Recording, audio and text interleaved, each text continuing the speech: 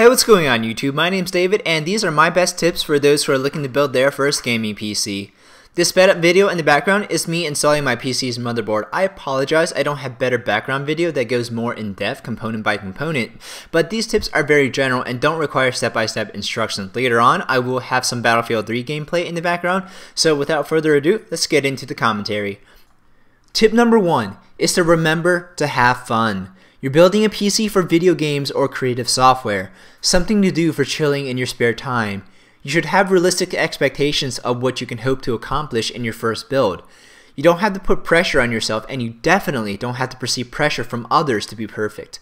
There's no timeline other than the one you set for yourself, so take your time and enjoy the experience. Tip number 2, set goals and a budget. Before selecting any components, ask yourself, what do I want my PC to be able to do? Choose the resolution you want to game at, your graphical settings target, and your frames per second target for modern and near future games.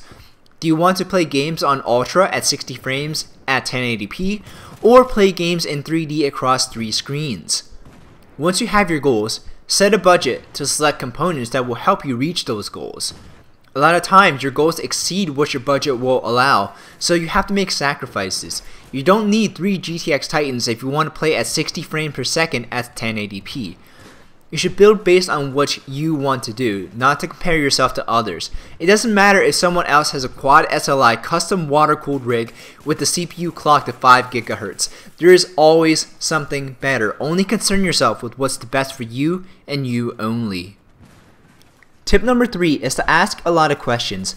There's many websites on the internet like Tom's Hardware or Reddit Build a PC that has great advice for their members for new PC builders.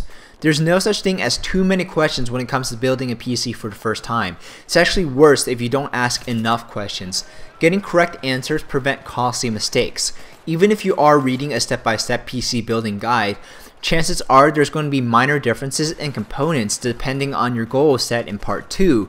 Builds will largely be similar, but there are going to be subtle procedural differences. Make sure you are clear on those. Tip number 4 is to take any advice with a grain of salt. Only you have your best interest in mind. Any advice from a single individual online should be taken not just with a grain, but the entire salt shaker, because they're basing their advice on their own experience, and everyone has their biases. Yes, even my advice is not end-all be-all. If someone says fractal but you're set on Corsair, go with what you want. Reviews of computer components are best from a tech review website, where a lot of people often test together. Tip number 5 is to check compatibility of your parts. PC Part Picker is a great website for this. You have to make sure your GPU is not too long for your case, your motherboard socket is compatible with the CPU, and you have to remove any other possible discrepancies. Tip number 6, read your manual. This is especially important when it comes to motherboards and CPU coolers because different sockets have different mounting solutions. Tip number 7, plan for upgradability. This is very different from planning to upgrade. No PC is future-proof. Even the best hardware available right now is going to be completely obsolete in a few years. You should get the best components to satisfy your current goals, but don't rule out willingness to get new components as games demand more power. Tip number 8, invest in a quality power supply and a quality motherboard. Some builders try to shave costs with getting a PSU with fewer watts or from a less respected brand. This is going to cost you more money in the long run. A failed power supply can damage many other more expensive components, costing you more than if you just spent the extra $30 to get a quality, better brand.